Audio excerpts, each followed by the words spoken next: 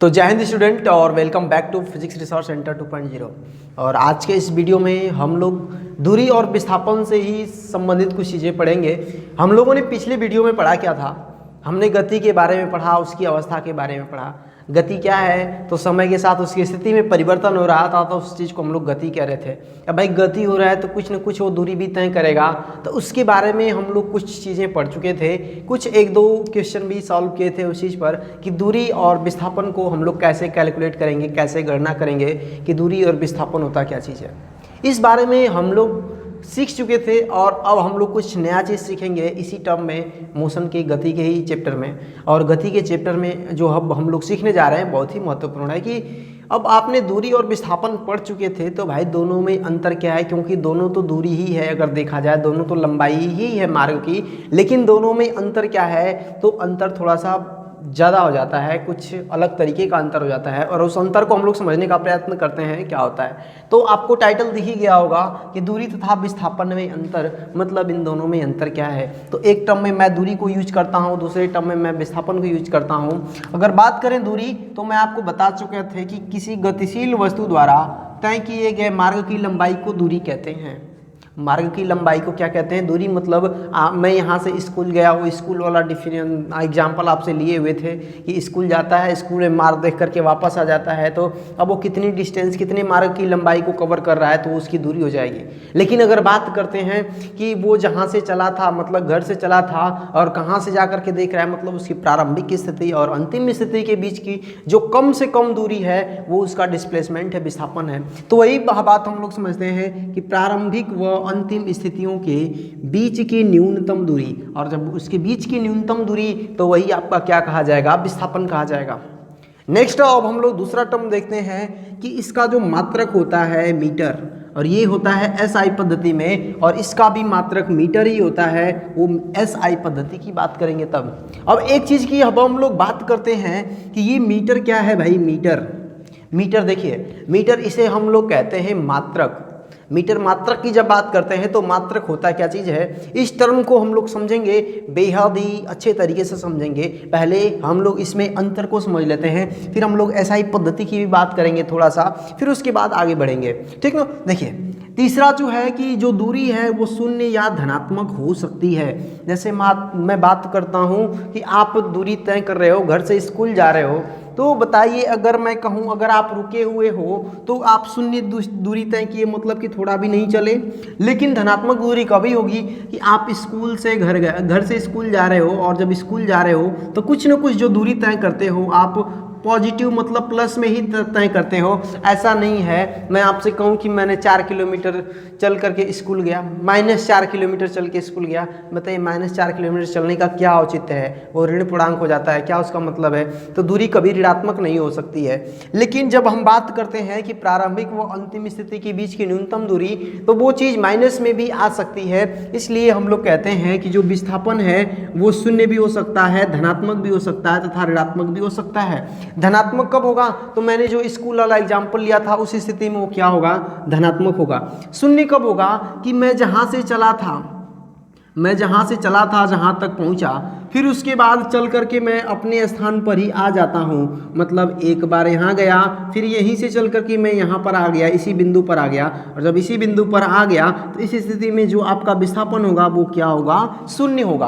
और जब आपका विस्थापन शून्य होगा तब इसलिए हम लोग कहते हैं कि विस्थापन शून्य हो सकता है, धनात्मक और ऋणात्मक भी हो सकता है। नेक्स्ट टर्म में हम लोग समझते हैं कि दूरी जो है वो आपकी अदिश राशि है। भाई अदिश और सदिश, ये राशि ये क्या चीज़ है, इसके बाद ये सदिश राशि है। तो देखिए अदिश और ये सदिश, ये जो दोनों व्यंजक हैं आपके दूरी तथा विस्थापन, इन्हीं के राशियों के बारे में कि मतलब ये एक प्रकार की राशि है, ठीक ना। राशि का मतलब क्या है कि उसका संख्यात्मक मान है। ये जो किसी भौतिक परिघटना से संबंधित जो भी चीज़ है उसे हम लोग राशि कहते हैं। तो भौतिक परिघटना से ये भी तो किसी भौतिकी से ही जुड़ा हुआ है, मतलब जो दूरी है वो भी भौतिकी से जुड़ा है। तो ये चीज़ ये क्या हुआ, राशि हुआ। लेकिन किस प्रकार का राशि है, क्या मैंने आपको जो एग्जाम्पल बताया, क्या आपने उसमें एक चीज़ गौर किया, क्या गौर किया होगा पहले कि देखिए दूरी को नापने के लिए हमने पूरे मार्ग को नाप लिया। जैसे मैं बात कर रहा हूँ, मैं स्कूल जा रहा हूँ, मेरा यहाँ पर स्कूल है, मेरा स्कूल यहाँ पर है और घर यहाँ पर है, तो सीधा जाने का दूरी मार्ग नहीं है। अब मार्ग नहीं है तो मैं इधर से जा रहा हूँ, इधर से जा रहा हूँ, ऐसे जा रहा हूँ, इधर से जा रहा हूँ, ऐसे, मतलब इस तरीके से घूम के आपका स्कूल यहाँ पर पहुँचता है। ऐसे ये रास्ता है, ऐसे जा रहा है, ऐसे घूम के फिर मैं स्कूल पहुँच रहा हूँ।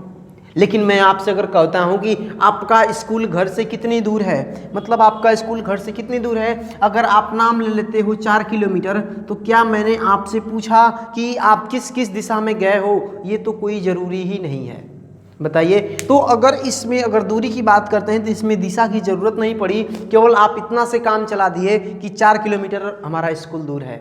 लेकिन जब मैं विस्थापन की बात करूंगा तो विस्थापन क्या है, तो आप घर से कहाँ पर गए थे, स्कूल गए थे, अब घर से स्कूल गए थे, तो अब यहाँ पर आप बीच की जो न्यूनतम दूरी आपके घर से, जो ये शॉर्टकट वाली एकदम बिल्कुल सीधी दूरी है, कम से कम दूरी है, इसी दूरी को तो हम लोग विस्थापन कहते हैं। तो इस विस्थापन के लिए हमें दिशा की आवश्यकता होगी, क्योंकि अगर मान के चलिए मैं कह देता हूँ कि वो स्कूल गया, स्कूल से फिर चला गया होटल चला गया, कहीं पर चला गया, पार्क में चला गया, घूमने चला गया। अगर घूमने चला गया तो अब यहाँ पर मैं डायरेक्शन की बात करूँगा, क्योंकि अगर विस्थापन, तो अब हमारा जो विस्थापन होगा वो यहाँ से यहाँ नहीं होगा, वो विस्थापन अब यहाँ से यहाँ तक होगा, इस बिंदु तक होगा। तो अब यहाँ पर हमें दिशा की जरूरत पड़ती है।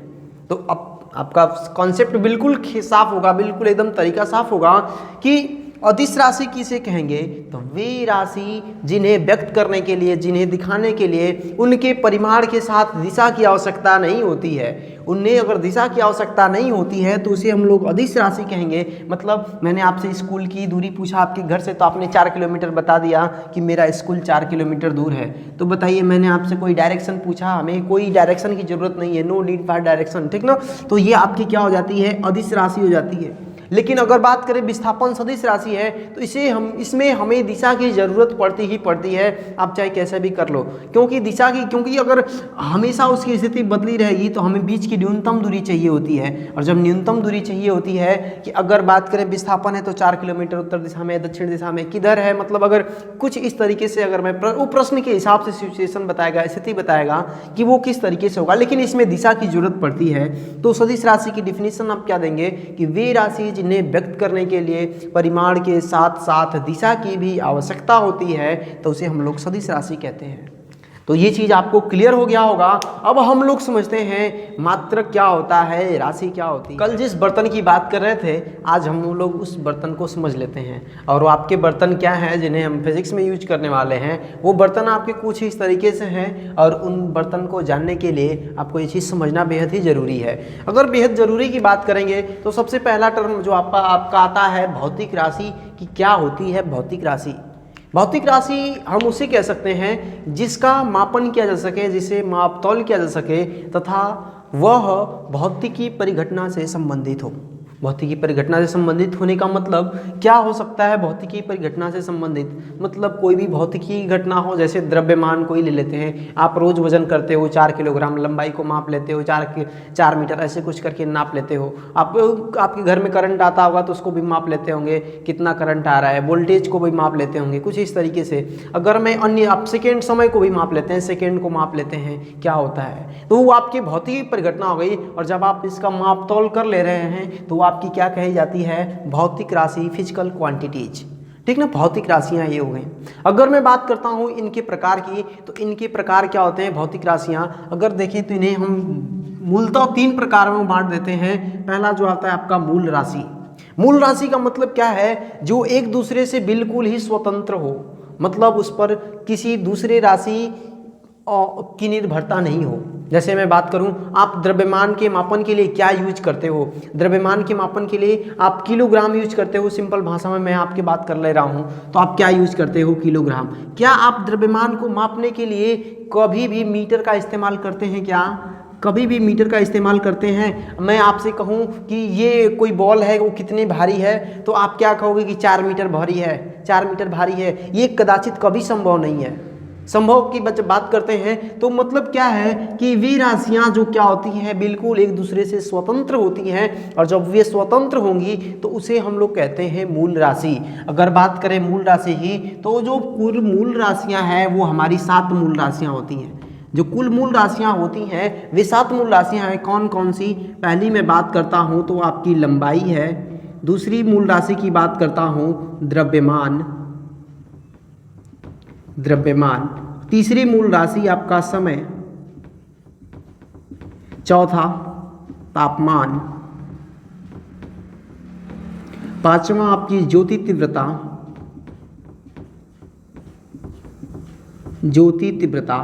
छठा आपकी विद्युत धारा और सातवां आपका पदार्थ की मात्रा। सातवां जो होता है आपकी पदार्थ की मात्रा, ये आपकी 7 मूल राशियां हैं। और आपकी जो 7 मूल राशियां हैं ये राशियां कभी एक दूसरे पर निर्भर नहीं रहती हैं। जैसे मैं बात कर लेता हूं लंबाई की, तो लंबाई कभी द्रव्यमान पर डिपेंड नहीं है, द्रव्यमान कभी समय पर डिपेंड नहीं है, समय कभी तापमान पर डिपेंड नहीं है। मतलब कि ये एक दूसरे से क्या है, स्वतंत्र हैं, इसलिए हम इन्हें मूल राशि कहते हैं। अगर बात करते हैं मूल राशि के बाद जो नीचे आता है वो आपका आता है व्युत्पन्न राशि, जो इसका दूसरा प्रकार है। और जब हम लोग व्युत्पन्न राशि की बात करते हैं तो व्युत्पन्न का मतलब होता है डेराइव्ड का मतलब प्राप्त किया हुआ, मतलब कि बनाया हुआ।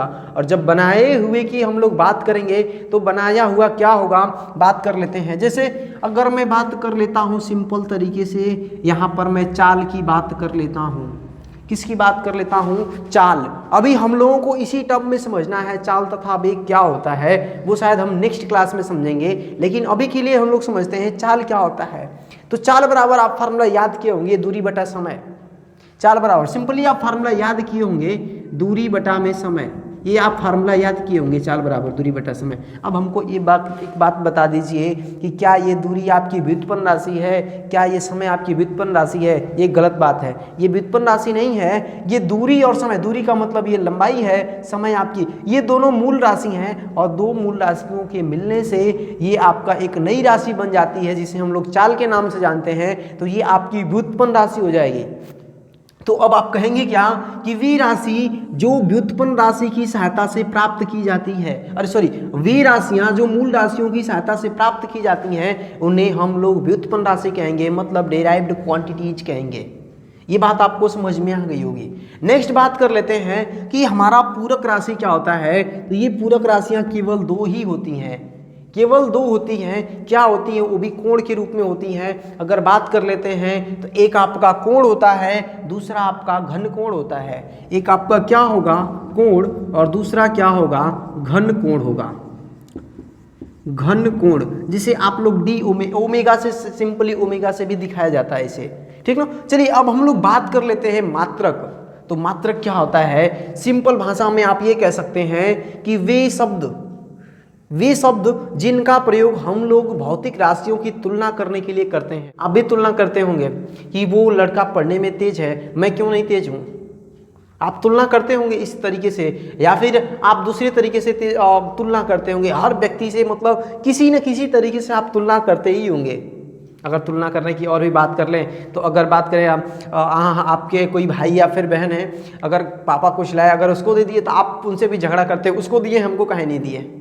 तो इस तरीके से करके आप तुलना करते हैं उन सब चीज़ों की। तो ये जो मात्रक होता है ये भौतिक राशि की तुलना करता है। और भौतिक राशि की तुलना कैसे करता है उस चीज़ को हम लोग समझते हैं। सबसे पहले हम लोग इसकी कैटेगरी को समझ लेते हैं, इसके प्रकारों को समझ लेते हैं। तो देखिए ये बिल्कुल सिंपल है कि जो मूल राशियाँ होती हैं उनके मात्रक को हम लोग मूल मात्रक कहते हैं, मतलब मूल राशियों के मात्रक को ही मूल मात्रक कहते हैं। और जो व्युत्पन्न राशि के मात्रक को हम लोग व्युत्पन्न मात्रक कहते हैं, और पूरक राशियों के मात्रक को हम लोग पूरक मात्रक कहते हैं। बिल्कुल सिंपल है, ज़्यादा कुछ नहीं है इसमें। अगर मैं बात कर लेता हूं मात्रक, तो देखिए अगर SI यूनिट की बात करते हैं हम लोग, SI पद्धति क्या होती है? System of international D units, ठीक ना। ये पद्धति है जो कि अंतर्राष्ट्रीय स्तर पर सर्वमान्य है, सभी लोग इसी चीज़ को फॉलो करते हैं। जब सभी लोग इस चीज़ को फॉलो करते हैं तो मतलब वे करते क्या है कि लंबाई को मीटर में मापते हैं। लंबाई को किस में मापते हैं? मीटर में। द्रव्यमान को किलोग्राम में मापते हैं, मतलब कि ग्राम में मापते हैं। समय को वे लोग सेकेंड में मापते हैं, सेकेंड। और तापमान को केल्विन में मापते हैं, तापमान को केल्विन में। और ज्योति तीव्रता को कैंडिला में मापते हैं, कैंडिला। विद्युत धारा को एम्पियर में मापा जाता है, और जो पदार्थ की मात्रा है उसे हम लोग मोल में मापते हैं। सभी चीज़ को अगर मैं डिफाइन करने के प्रयास करूं तो ये क्या होता है, लंबाई मतलब आप किसी चीज़ की लंबाई को माप रहे हैं, वो कितनी बड़ी है कितनी छोटी है, मतलब उसके आकार की तुलना करने के लिए।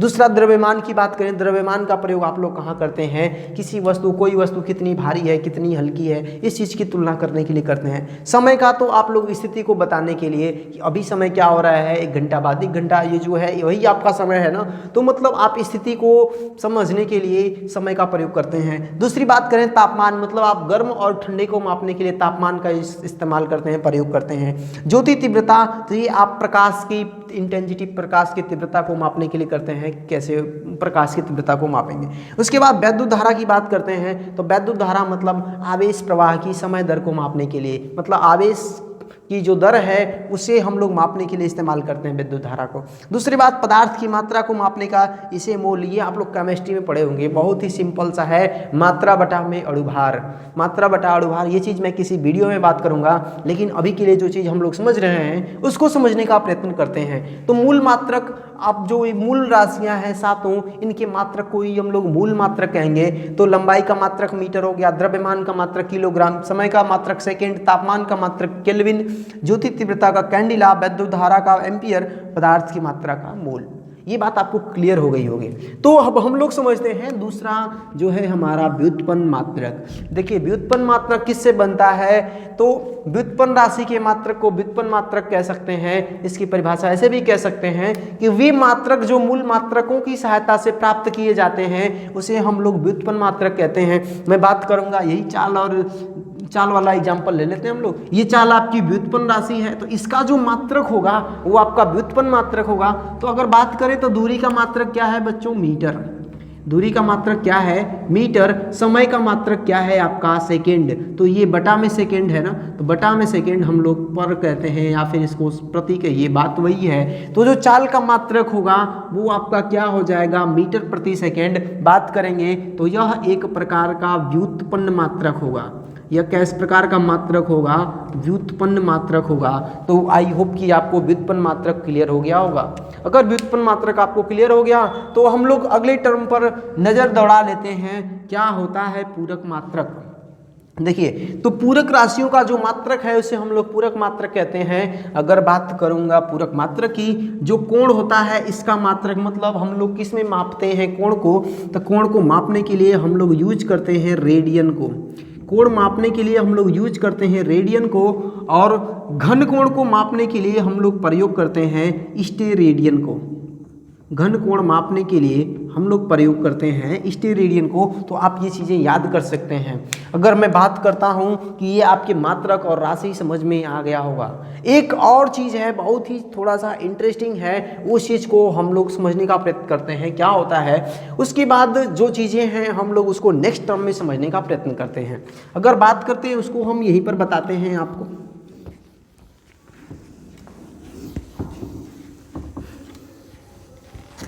चलिए बात करते हैं, वो चीज़ है वो है आंकिक मान।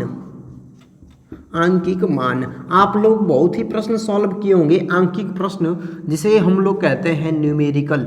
देखिए तो वो आपका न्यूमेरिकल आंकिक प्रश्न होता है। ये मैं बात करता हूँ आंकिक मान का। तो आंकिक मान होता क्या चीज़ है, आंकिक मान को हम लोग कैसे डिफाइन करेंगे। जैसे मैं बात करता हूँ सिंपल तरीके से, अगर मैं लंबाई को ही उठा लेता हूँ और लंबाई में मैं लिख देता हूँ कि इस जो कमरे की लंबाई है वो 10 मीटर है।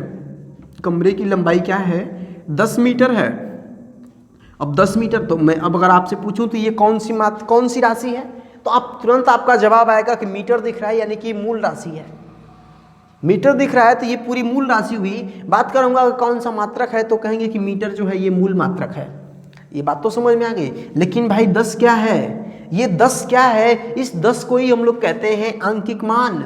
और ये जो 10 आंकिक मान, इसका मतलब क्या हुआ कि 10 बार सम्मिलित हुआ है, मतलब कि अगर इकाई के टर्म में देखिए, इकाई के पद में देखिए, तो जो 1 मीटर है वो 10 बार सम्मिलित हुआ है।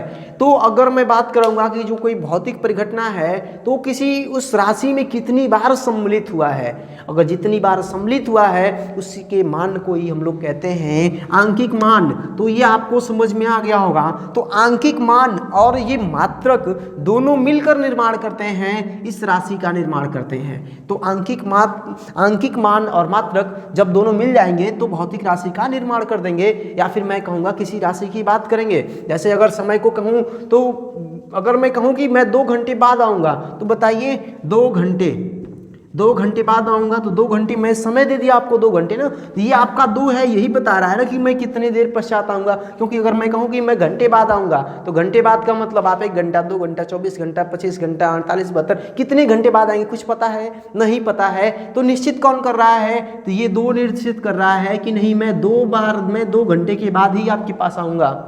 जैसे मैं मान लेता हूँ कि मैं दौड़ लगा रहा हूँ, कि मैं 1600 मीटर की दौड़ लगा रहा हूँ, 1600 मीटर की दौड़ लगा रहा हूँ। तो अब हमको बात बताइए, ये आपको मीटर, ये आपका आंकिक मान है, इसको गायब कर देते हैं। एक तरीके से मान लीजिए छूमंतर हो गया, गायब हो गया।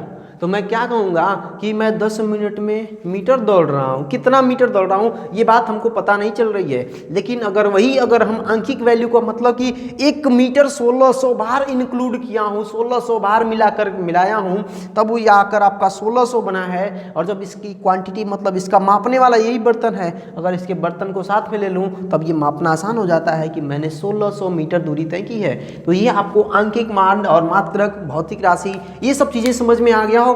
नेक्स्ट टर्म में हम लोग समझेंगे क्या?